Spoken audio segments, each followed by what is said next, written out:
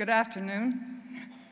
I'm Emeka Satmari, President Emeritus and Professor Emeritus of the University of Manitoba, and I'm honored to be reading this citation today. The highest distinction the Senate of a university can confer upon an individual is an honorary doctorate.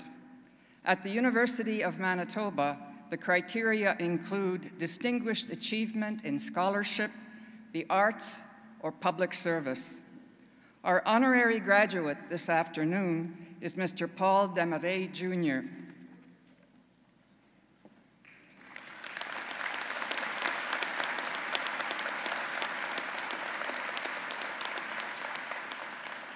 Paul Desmarais, Jr. is one of Canada's most successful business leaders and prominent philanthropists, helping companies, employees, and communities thrive worldwide. Mr. Desmarais is chairman, and with his brother André, Chief Executive Officer of Power Corporation of Canada, a diversified international management and holding company with annual revenues of $48 billion. Power Corporation of Canada's group of companies includes Great-West Lifeco and IGM, and the group employs more than 30,000 individuals worldwide. Corporate social responsibility is ingrained in the group, and the companies support local businesses and charities in the communities where they operate. And Mr. Desmarais is at the center of it all. Born in Sudbury, Ontario in 1954 to parents Jacqueline and Paul Sr., he grew up in Montreal as one of 4 siblings. In his 20s, Mr. Desmarais chose a path that would hint at his future international achievements, earning a Bachelor of Commerce from McGill University, followed by an MBA from INSEAD, the European Institute of Business Administration in Fontainebleau, France. He worked in London, England, and then New York City before returning to Montreal in 1981 to join Power Corporation, the company his late father had developed into a highly successful billion-dollar enterprise. Mr. Desmarais Jr. took the role of chairman and co-CEO in 1996. The Desmarais are a family of visionaries who aim to make what's local and take it to make it global. In 2001, Mr. Desmarais' father, Paul Sr., received an honorary degree from this institution for his outstanding leadership in promoting Canadian industry, trade, and commerce in a global economy. This legacy continues today as Mr. Desmarais Jr. provides guidance to key international groups, such as the International Economic Forum of the Americas and the International Advisory Council of the Brookings Institution, the Washington-based research group founded in 1916 that is considered the world's top think tank. His guidance is also manifest at home as past chair of the Business Council of Canada. Known for his business acumen, but also for his commitment to community, Mr. Desmarais dedicates his time and resources to philanthropy across a range of sectors. For more than 20 years, he has built a solid bridge between the business community and Centraide, Montreal's equivalent of the United Way, particularly as founder and honorary chair of the Centraide Major Donors Circle. The largest university health center in Montreal, the CHU Saint-Justine, is also the largest mother and child health care center in Canada. Mr. Desmarais has made time to assist this center by serving as the honorary chair of the CHU Saint-Justine Foundation's campaign. He has made his mark nationally, too, as the former campaign co-chair of the Nature Conservancy of Canada. Both bilingual and bicultural, Mr. Desmarais was part of a group of 22 prominent leaders who proposed constitutional reform in 1991. And just 5 years ago, he was part of a group that skied to the North Magnetic Pole to raise awareness of the physical and mental traumas suffered by Canadian soldiers, and he has called on the business community to provide work and health programs for Canada's veterans. Mr. Desmarais is an important partner of the University of Manitoba, having supported executive education, research, and student success through the university's current Front and Center campaign and the former Building on Strengths campaign. In 2016, he helped establish the University of Manitoba's new Institute for Leadership Development, located in the Asper School of Business. His unique vision of nurturing the next generation of leaders across all fields drew significant corporate support, and Mr. Desmarais personally contributed major funds to launch this enormously important initiative. His stunning success and influence have earned him top national honors in Canada, in France, and in Belgium, and he holds several honorary degrees from several universities.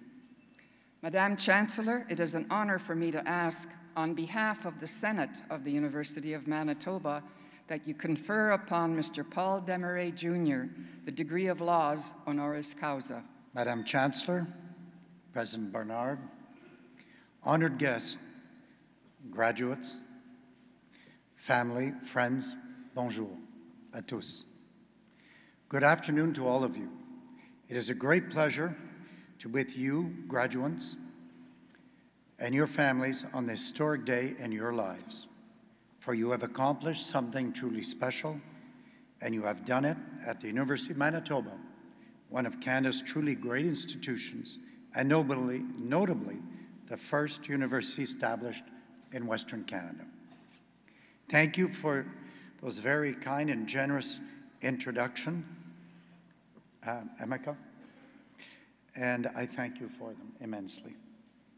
And also reminding me that my father got his honorary degree, which you told me earlier, which touches me deeply to be here as well. Chancellor Mann, I take particular delight in your appointment yesterday at the university's 14th Chancellor. The university has shown great wisdom in choosing you, and I know your tenure will be outstanding. I am humbled and grateful to accept this honorary Doctorate of Laws from the University of Manitoba. What makes this so meaningful for me is the very special connection I've enjoyed personally with great leaders from Manitoba. Many of these leaders are graduates from this university. It was right here that they, like you, cultivated the foundations of their future success, and from which they contributed mightily to the success of our group companies. People like the wonderful Jim Burns, who just recently passed away, following a rich and fruitful life, full of success in business as the CEO of Great-West Lifeco, and later as president of Power Financial and Power Corporation. He also demonstrated amazing leadership in his community in a wide range of causes. Jim was an inspiration to me personally, and I regard him as a mentor. Our current CEO of Canada Life is, of course, Paul Mann, who has the good fortune, and I have to say, Paul, good sense, to be married to our Chancellor, who is also a distinguished graduate of this university as well. Murray Taylor, who's here with us as well today, another Manitoba graduate, was for many years the president and CEO of Investors Group and provided outstanding leadership. And I could go on, because many are here, of which Kevin Kavanagh is on the stage here with us, in fact, and Art Morrow and many others who contributed so much here. Executive employees of all levels of these great Manitoba headquartered businesses benefit so much from their time in this institution. Let me mention as well your new Chancellor, who with her generous heart and curious mind has helped give voice to this empowerment of many people in your community, including former gang members and African refugees. There is something about this university, indeed this province, that produces, in my view, a unique kind of leadership. Witness all these leaders, Jim, Ann, Paul Mann, Murray Taylor, Ray McFeeters, your former Premier, Gary Dewar, who now is, luckily enough for us, a member of our board of directors, tells me it has very much about to do with community and values.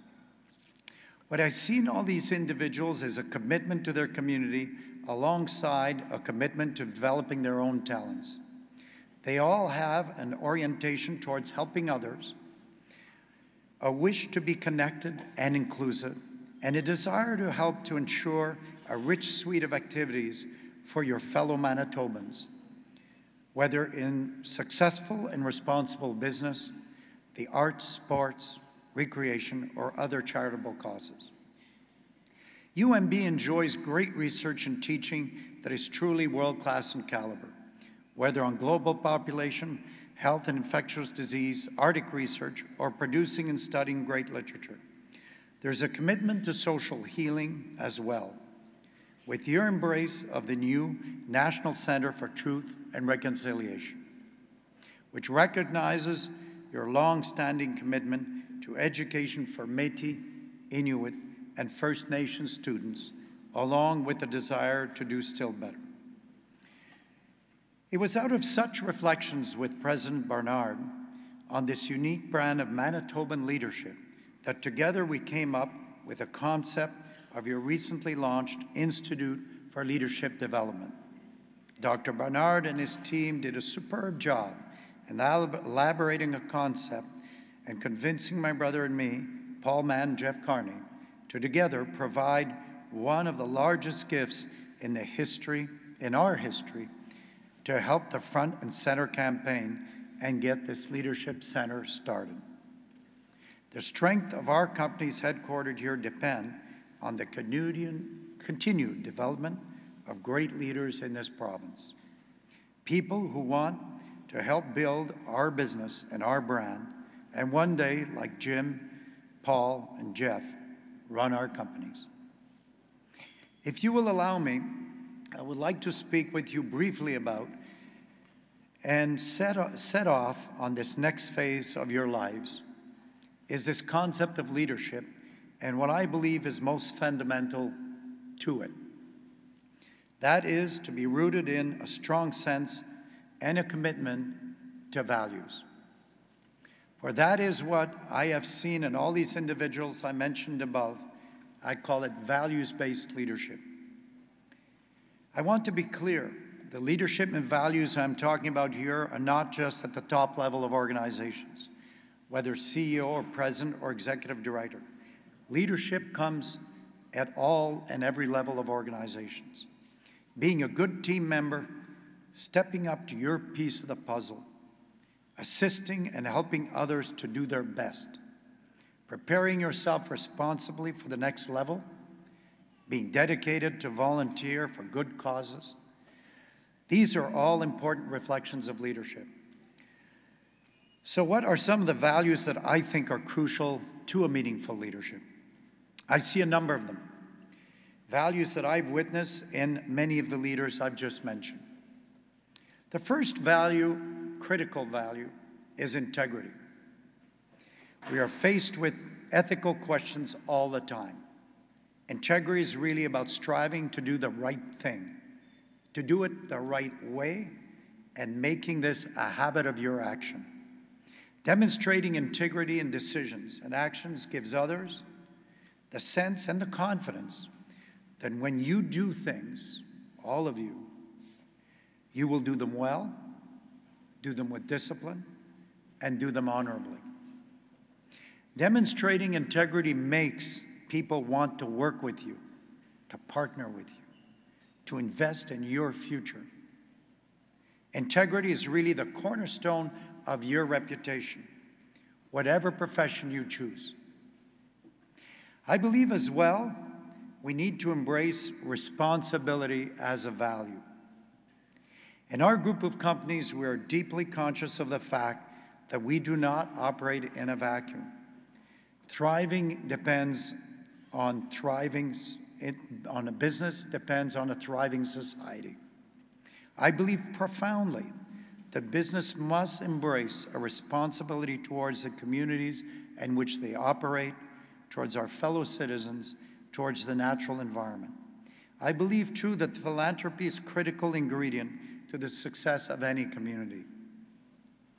This is a legacy that my parents instilled in me well before the term corporate social responsibility was developed and gained currency. At PowerCore Group of Companies, we donate generously and we encourage our employees to be involved, just as important in my mind as donating. To be leaders and to give of their time to charitable causes they hold dear. Living in Manitoba, you are witnesses to that with the example of Canada Life and Investors Group. I truly believe that the act of giving benefits the giver, by the way, as well as the recipient. So even if you can only afford small amounts at this stage, get on with it and do it. I believe that demonstrating respect is another important value for others is both vital to your organization and to society. Respect is a true regard for others, for who they are, for what they live through, a fundamental regard for their value as fellow humans. I think it should permeate each one of us who interact within a team, with clients, and with all your stakeholders. For deep respect is not only what is right, it is key to unlocking the creative potential of people around us. I believe we should encourage people to take pride in what they do and what they have to accomplish. True respect requires a very important quality, empathy, something very important you should all discover if you don't yet have discovered it. It's a sensitivity and awareness of the viewpoint and feelings of others. Taking a moment to walk in their shoes. This is part of good teamwork, of chemistry, where others sense we have a regard for who they are and that we wish them well for their sake, not just for our own sake. The writer Maya Angelou expressed this well when she said, "I've learned that people will forget what you said." You will all forget what I said. People will forget what you did, but people will never forget how you made them feel. I think if you just remember that today, it's a big deal. Remember how you make people feel. You have all had to work hard in order to get to this great university, to excel in your courses, and to get to this day. You have climbed a mountain, but it doesn't stop today. These habits and commitments will have changed you, and I really say to you, stick with them. Hard work is an important value to carry with you in your daily discipline of getting things done right, and not to be satisfied until you've done them. That requires a passion, I think, for excellence in what you are building. Being able to sustain it through a lifetime, I think, is also a function of having a balance in your life. Don't underestimate the importance of downtime, quality time for your family. I really say this because you're probably all very ambitious as I was. You'll forget everything. You'll be dedicated to your job. Remember the important other things in your life. As you get older like I am, I can tell you they make a big difference. Suddenly you realize how important they were, and I hope you remember that from today's talk as well. Don't let your work or engagement swamp you to the point where everything becomes secondary. Having fun, by the way, matters as well. My father said this to me many times. I was so serious, so ambitious, I never even celebrated when I did something well. My father reminded me, savor life's bounty. Enjoy these moments. Enjoy the moment you're having today. Enjoy it this evening with your families and your friends. This means to a broader concept, one that you don't hear about as much these days, one of spirituality. I think this is a value and a critical one. By it, I do not mean a single creed, of course, though for many of you, like me, and how and where we worship is vital to our spirituality, and that's to be respected. I'm talking here about your sense of connection to something larger than us, our quest for meaning, for spiritual and moral beauty, our sense of frankly being alive. Call it connecting with a higher power if you will, but I believe this is a force that we can all tap into. Every time, in fact, I'm out into the country and walk in the forest, I really marvel at nature's beauty. There's a superb harmony there. You can see the abundance of small universes that are unique and yet coming to hold together into this perfect world. It brings me to a great tranquility, and frankly, it re-energizes me. So it's important to embrace nature, let yourself feel it, and frankly, let it nourish you all, especially at down times. Remember this, just break away. Go and do something in nature, and I hopefully will resource you. It has for myself. As you all know, hiking in the mountains, cruising on the ocean reminds us how small we are, and nature has, in fact, a way of teaching us humility. In this fast-paced world of our jobs, of being bombarded with social media, chaotic political, super chaotic political, I should have wrote, and economic events, we can easily lose touch with our spiritual dimension of ourselves.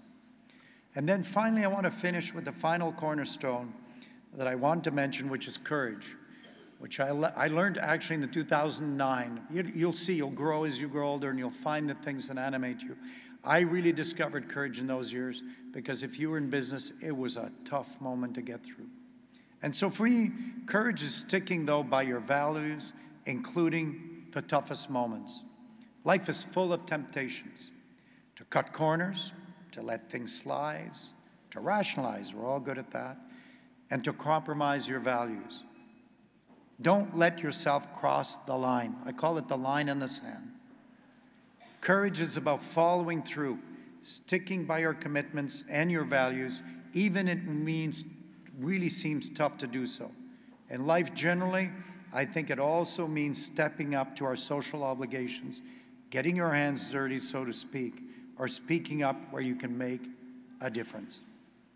Canada and global society needs your courage, your integrity, your empathy, your hard work. In short, your leadership rooted in such values to tackle the tough challenges ahead. Whether with environmental sustainability, achieving social harmony, creating prosperity, thought responsible business, reconciliation with Indigenous people, making government or health system functions well, getting big things done.